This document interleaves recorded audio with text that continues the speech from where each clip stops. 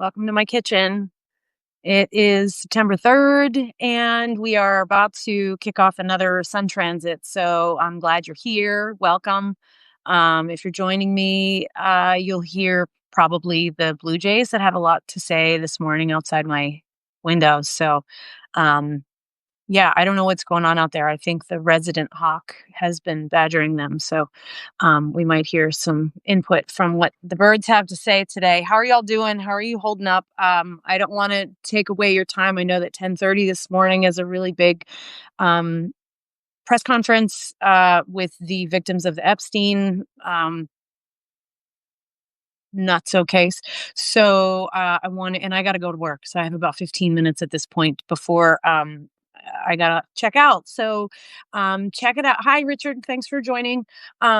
So the sun now transits. Well, actually, in about an hour, the sun is going to transit. And when I say that, I mean the earth shifts just so such that our perspective on the sun's rays and the neutrino stream that is influencing us, we're getting a new energetic frequency from the sun. And so this week that will begin in gate 64. Gate 64 is the gate of confusion. You may have already seen that I shot an email out earlier this morning so that you can see where it lives in the body, because I still don't know how to add a photo in the chat or like behind me. You know how like TikTok has all the widgets and all the whiz bang that you can do all kind of sound effects and whatever and video effects. But I don't know how to do that here on Substack, so this is like old school. Anyway, it's in the head center and the crown, otherwise known as. And so this is one of your direct lines to divine guidance. Um, Gate 64 is called the gate of confusion, though, and that tracks, right? That's all about mental pressure. Anything in the head center is going to be bringing mental pressure, the pressure to know something. And so that's why this is called one of the gates of madness. This is the kind of energy that can make you go freaking nuts because you are confused. So it's also named the before completion. So when you look at the wheel, we're talking about 64 gates of the human design, the rave mandala. And so this is the last one, right? Not We don't do them in consecutive order, but this is the final one. Everything pours into this. But why is it before completion? Because the universe has a sense of humor.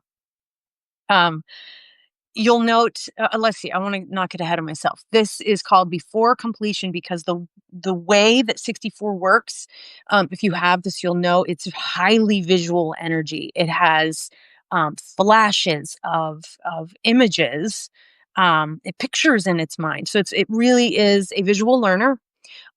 It is like having like somebody dumps a puzzle out in front of you, but you don't have the box to look at the picture, like what it's supposed to look like. So if you're someone who likes to do jigsaw puzzles, this might track. You have to sometimes walk away from it. There's you might leave your puzzle.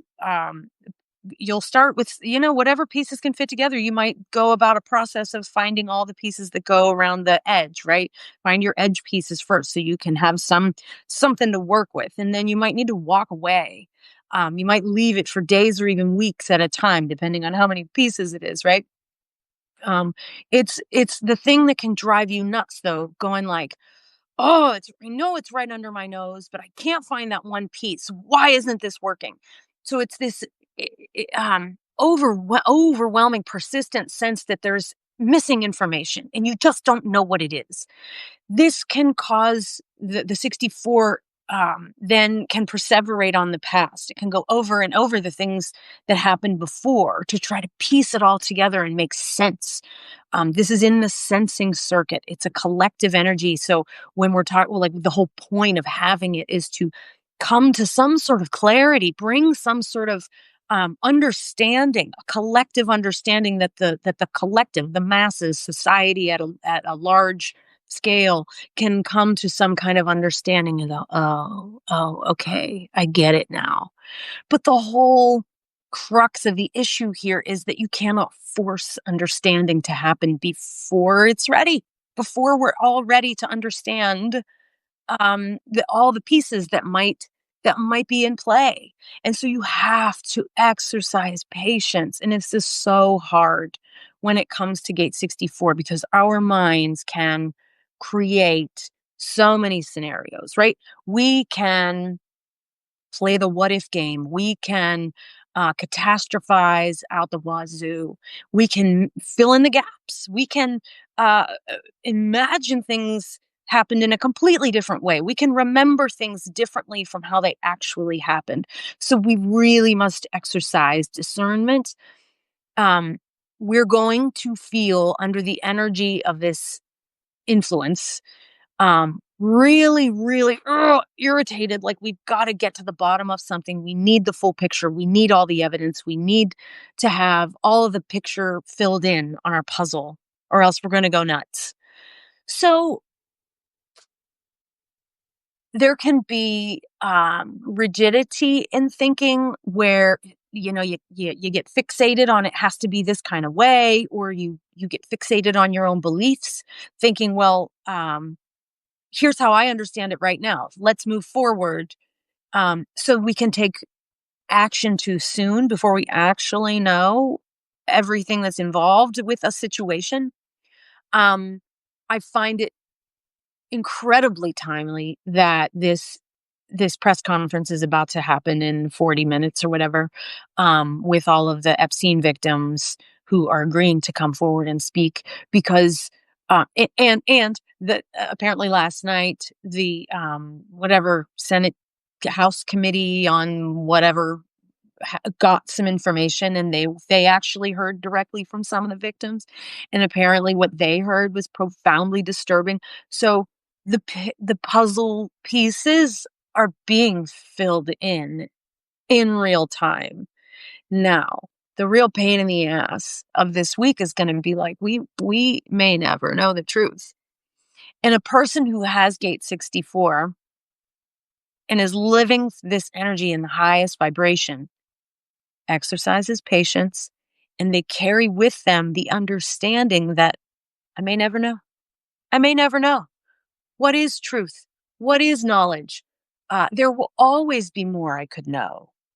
Um, if you look at where 64 is trying to reach toward to create a complete channel, you'll see it pushes downward into the ajna, or the third eye, or what we would call just the mind center. It's mental.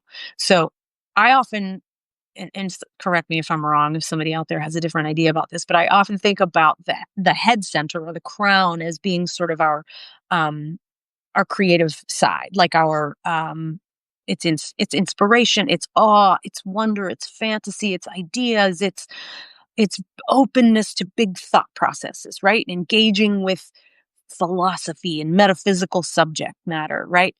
The ajna, the mind, is more uh, c- involved with processing and computation and conceptualizing. It's arriving at beliefs and opinions. So I sort of think of that as the difference between the right brain, which is the creative one, right, versus the left brain being the analytical sort of one, right, right, right creative, left, yeah. Um, so so when you're looking at 64, rather than feeling like you're confused and you need evidence and you need proof and you need all the information, that's like really analytical thinking, right? That's sort of that's not very open to awe and wonder, right? So let's lean into that strength of the creative side of this. The spitballing. We're ideating. We're just free associating. What if this could happen? Okay, maybe it's this possibility. Maybe it's that possibility. I don't know. I'm willing to say I don't know, because 64 is connected to 47 in that conceptual, analytical, strategic, sort of almost male, more, I don't want to say mathy, but because I don't want to give you the wrong impression, but like that, that left brain kind of thinking. Um, 47 is the gate of realization, also called the gate of oppression, which is like your thoughts can cage you so deeply that you oppress your own mind. But it is also very much about having patience, and then all of a sudden, boom, insight slams in, realization, epiphanies abound, right? So if 64 can temper itself, if 64, where we are right now, all of us on planet Earth are being influenced by this energy of confusion, wanting to know more, got to get the picture filled in. If you can engage with that, and if you notice yourself being influenced by this, or you look around you and you'll see people like, "Bro, this is driving me crazy. Why can't I figure this out?" Think about this more, to navigate this energy a little more smoothly. Engage with it as though it's possibilities. I'm open to possibilities, awe and wonder. What might happen next? I can sit back and allow the story to unfold and allow the picture to fill in. Okay. Um, while 64 is up there doing confusion on us, um, and I should mention that when 64 and 47 connect, they create the channel of abstraction. So please remember, this is you're allowing yourself to think in abstract ideas. There may not be a concrete, um, like you're not necessarily going to receive that email that clarifies everything, or a actual picture. It's going to be about a little bit more flexible abstractness, not cemented and tangible. Think big, right? Okay. So while the sun is shining rays of 64 confusion upon us before completion, the picture isn't complete yet. Guess where the earth is hanging out to provide us a sense of stability? Oh, yeah. Gate 63, the gate of doubt, the gate of suspicion, the gate of after completion. So the two of these, and 63 is also in the head, and they're working together. So we have enormous amount of mental pressure on us, but we can use our detective-like thinking from 63. We can use our ability to say something doesn't add up here. I know I don't have all the information yet. Let's leave no stone unturned. Let's um, be willing to poke holes in someone's explanation. Let's be willing to consider lots of different angles and perspectives. Like I said, think big, abstract, go outward, think, put a different hat on, stand in a different place and look at your problem, or look at the situation we're facing in this world from a different perspective. So really turn on your investigative skills, and that can help you stay grounded throughout this energy, this transit. In addition, please look at your own chart and find out what's in the conscious earth placement. It's the column on the right, the second box down from the top, has a number in it. The symbol for the earth is in there. And whatever number that is the most grounding frequency for you. If you have questions about that, you can reach out to me. Real quick before I wrap up, two things. Driving home the idea about this gate 63, the gate of doubt and suspicion, and after completion, because it's what happens. You can't reach understanding and clarity and full knowing until you have really shown um, that you have vetted every angle of a problem, to reach understanding, and that you have been patient. Um, that's where the moon is going to be hanging out when we have the lunar eclipse on the 7th. So keep that in mind. Um, there may be headaches this week. You will need to relieve the mental pressure. By all means, do a puzzle, like a literal jigsaw puzzle, to like exercise out some of this mental pressure. Occupy your mind, listen to music, um, look at art, stimulate the mind in other ways. Get yourself out into nature, listen, you know, um, clear the junk. Maybe I feel like binaural beats are always supportive for and a sound healing. You can look at those on or listen to those, I should say, on YouTube. There's lots of crystal bowl healing recordings. Probably not the same as going live, but if you don't have that option this week, really just think about those things that are help you clear your mind and just be open to possibilities.